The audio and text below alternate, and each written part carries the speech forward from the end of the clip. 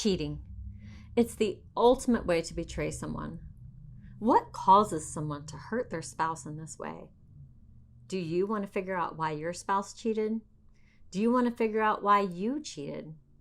Or maybe you just want to affair-proof your marriage. Well, today I'm going to share the 4 primary reasons people cheat so that you can either figure out what happened in your marriage or can make sure it never happens. Hi, I'm Kelly Case, licensed counselor and marriage coach. I take marriages that are broken and unfulfilling and make them first class so that you can love life together.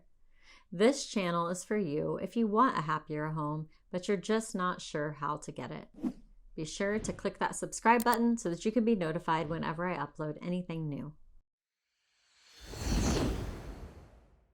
When Mike and Abby began to analyze their relationship, Abby realized that she cheated because she was looking for a deeper connection with someone, looking to fill a void, a need for intimacy.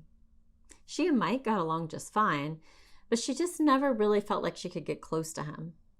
Every time things started to get intimate, one of them would poke fun at the other to lighten the mood and return things back to a more comfortable feeling.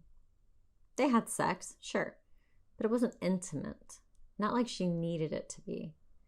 They were almost like a set of windshield wipers, always the same distance apart, never really touching, emotionally speaking. When Jeremy and Sarah began to analyze their relationship, Jeremy realized that he cheated because he was lonely and bored.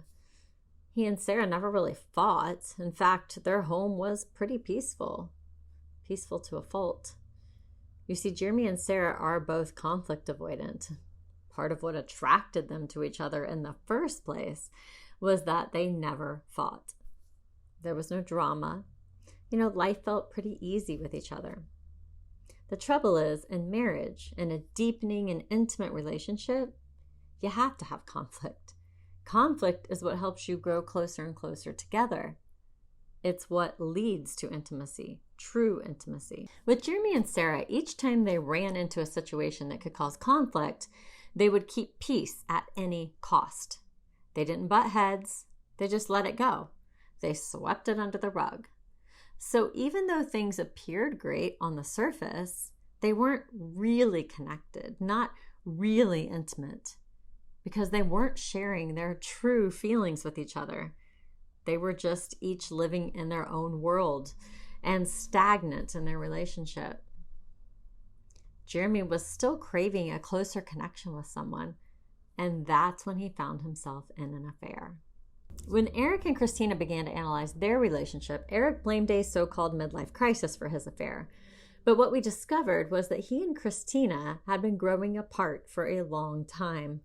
The last child had left for college, and the house felt rather empty. He told me that he was a good dad. He coached their teams. He stayed up late watching movies with them when Christina would go out on girls' nights with her friends. He was happy to. He took them fishing. He did all the things. And once Bree left for college, he felt that it was his time to enjoy life now. He had earned it. But his relationship with Christina was stale. They hadn't spent much one-on-one time together in the past decade. Intimacy had left the building. He wasn't finding what he needed there, and so when his coworker began flirting, he just let it happen. Similarly, when Joe and Lauren began to analyze their relationship, Lauren told me that she and Joe were only having sex about once a month prior to her affair. Joe traveled a lot for work and was usually only home on the weekends. Their weekends would get filled up with the kids' activities and social events with friends. They were usually too tired to care about sex by the end of the night. She thought that she was okay with it until her son's soccer coach started DMing her and she found herself in an affair. All of these examples come back to the same thing, a lack of true intimacy. Couples without true intimacy in their relationship are vulnerable to an affair. But that issue still looks different for different people. So that's why today I'm going to break it down into 4 more specific reasons why people cheat. This isn't one of my reasons, but I do want to say that in rare instances, sometimes people cheat to avoid intimacy. If they're feeling too close to their spouse, they might cheat to keep themselves from being truly committed. It's like a hurt them before they hurt me mentality. All right, let's get started. The first reason people cheat is because they have poor boundaries. Josh was regularly having lunch alone with his work wife because it just made sense to eat together, given that their work schedule was similar and they had a close working relationship. But Josh found himself talking about non-work related stuff with her. And before he knew it, he was spending more time sharing his feelings with her than with his real wife. And that eventually led to an attraction and then to an affair. Other examples of having poor boundaries include being too impulsive, not thinking before you do things, being too flirtatious. You're married. You should only be flirting with your spouse. Being too curious. Just can't get past that desire to just know what that person looks like naked, or what would it be like to kiss that person. Or being attention seeking. You just love excitement and attention, and you like receiving that from someone who is attracted to you. And so you let things go a little too far. Sometimes poor boundaries look like not having a voice, not knowing how to say no. Maybe your wife didn't even want to cheat, but when Bob started kissing her, she kind of shut down in shock, and she didn't know how to say no. This is often a sign that your wife may have been sexually violated as a child and hasn't developed the ability to stand up for herself and have a voice.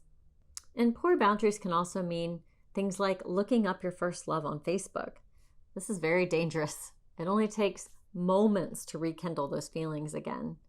Our brains have an emotional memory, and we are all looking to escape our stressful adult lives and go back to young love and first kisses. The second reason people cheat is because they're very unhappy in their marriage, emotionally and or sexually, and they choose a poor way to cope with their unhappiness. Mike was a 30-year-old man with a healthy sex drive and was lucky to get sex from his wife every couple of weeks. She was never in the mood, always stressed out, and just didn't seem to desire him.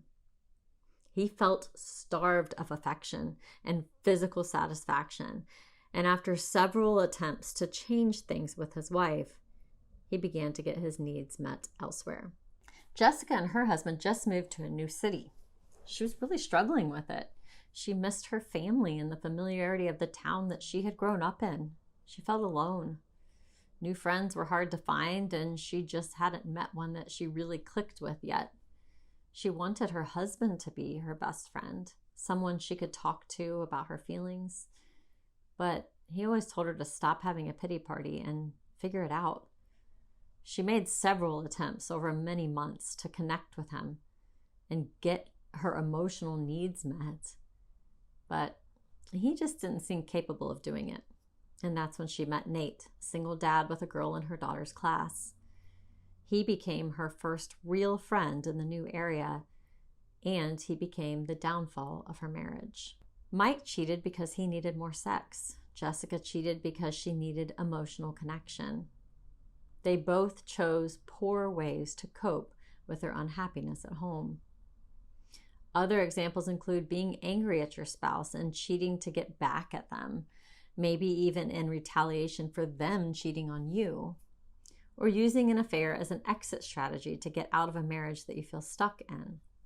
All this talk about why. Well, why does it matter? It happened. It's done. We can't go back in time and change it. So does it really matter why it happened? Yes, it does. And I'll tell you why at the end of this video. Let me get back to what I was talking about. The third reason people cheat is because they are trapped in a cycle of sinful behavior and they need help to break those chains. Maybe they struggle with alcohol or drug addiction. Maybe they're addicted to pornography and they're finding themselves needing kinkier and kinkier activity to get aroused. Maybe they have a need for constant dangerous thrills. Whatever the poison, people who cheat for this reason don't necessarily need better boundaries, and they aren't necessarily unhappy in their marriage. Rather, they have a deeper issue that's driving their poor behavior. And the fourth reason people cheat is because they are narcissistic, cold, and uncaring. Most people who have been cheated on, who have been betrayed, they quickly assume that their spouse falls into this category because, after all, that's what it feels like. It feels like they are just so uncaring, unloving, and selfish. And maybe they are. But I saved this one for last because although some people really are like this, it's rare. Usually people cheat for one of the reasons that I shared earlier. So why does the why even matter at this point? First, if you don't figure out why this affair happened, your marriage will never survive it. Sure, you can decide to stay legally married and live unhappily together forever, but if you want your marriage to truly recover, to be saved, to be good again, you have to figure out why it happened so that you can prevent it from happening again, so that you can forgive, so that you can heal from it, so that you can be stronger despite it. Second, even if your marriage ends, if you don't figure out why this affair happened, the cheater will likely cheat again, and someone else will feel the hurt the same way that you do right now. And if you have children, it's them who suffers the most. Asking why and answering that question is crucial to rebuilding your life from this point, marriage or no marriage. My hope for you is that you'll discover the true why in your situation, and that by discovering it, you'll find a path to healing, forgiveness, and recovery that will result in a marriage that is stronger than it was before. I've created a program specifically for couples who have been rocked by infidelity. It's called the Vows Restored program, and it'll walk you through the process of saving your marriage step by step. To learn more, visit me at firstclassmarriage.com. If you enjoyed this video, please hit the like, comment, or subscribe button so that more people will be able to see this valuable information.